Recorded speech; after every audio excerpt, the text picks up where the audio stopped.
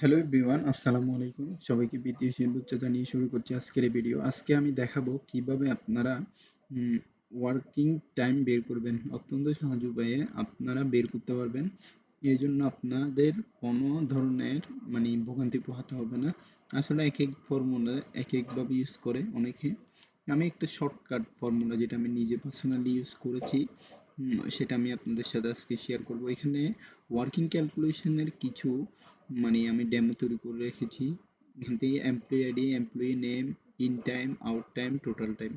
তো সেক্ষেত্রে আমার এখানে আমি যে কাউন্ট দিয়ে বের করব সেটা হলো ইকুয়াল টু লিখবো, দেন লিখবো ইফ, এখানে আমি এখানে কল করব ফার্স্ট ব্র্যাকেট, দেন এখান থেকে আমি এটাকে সিলেক্ট করব।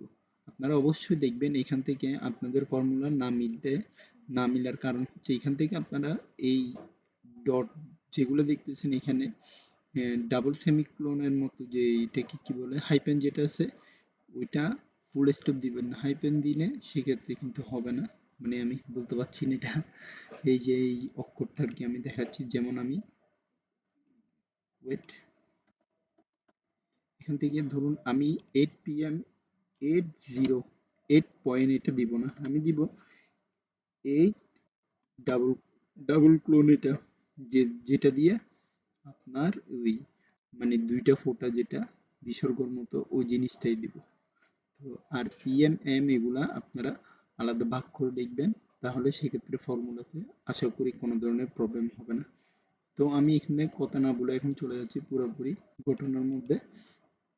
দেন আমাকে এখানে প্রথমে কাউন্ট করতে হবে, ইজ ইকুয়াল টু লিখতে হবে ইফ ফার্স্ট ব্র্যাকেট, দেন এখান থেকে আমার এইটা সিলেক্ট করতে হবে ক্রাইটেরিয়া, গ্রেটার দেন দিলাম, এটা দিলাম, কমা, এখানে আমার true, if logical test value, if value if true ক্ষেত্রে আমার এখানে মোটামুটি এই ভ্যালু এইটা হচ্ছে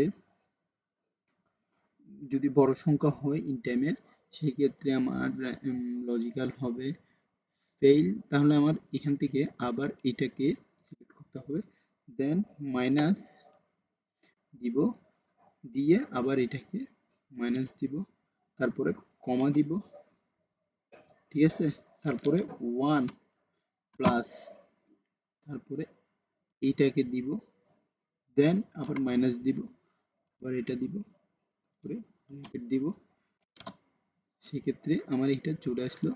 তাহলে আমার পুরোপুরি সবগুলো চলে আসলো।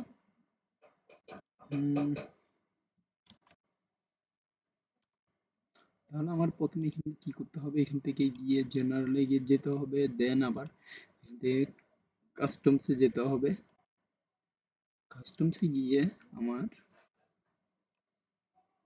এটা দিতে হবে, আচ্ছা এটা এখান থেকে দিয়ে এইখান থেকে এটা, তাহলে আমার ঘন্টা ওয়ার্ক টাইমটা দিয়ে দিব, আমার কয় ঘন্টা লাগলো। আচ্ছা এখান থেকে তো আমি টাইমিং এ সিলেক্ট করবো, যাতে এখানে কাস্টমস থেকে গিয়ে